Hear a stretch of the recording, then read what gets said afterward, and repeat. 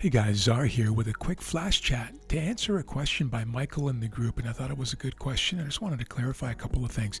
So this is a gold trade that I took earlier this morning.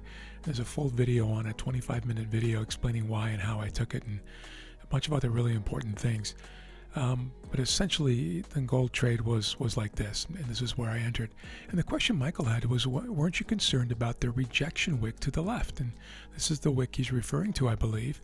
And I just want to make a distinction between a rejection wick and just a regular wick. So most candles have wicks, right? You see all these candles, they all have wicks.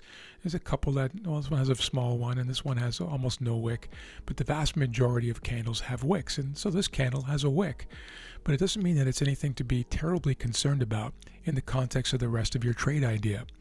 The trade idea here is going into around 6 o'clock, 6:30 each morning Eastern Standard Time, so New York time.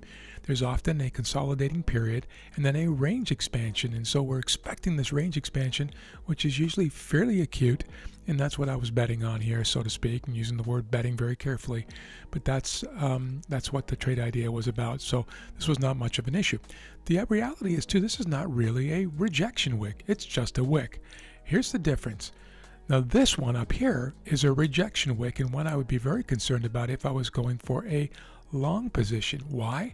Because there was this very strong impulse wave here that was rejected for whatever reason. The confluence of forces up here turned things around and rejected.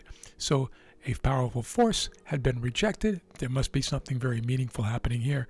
This wick is just part of a normal kind of a congestion, a little consolidation.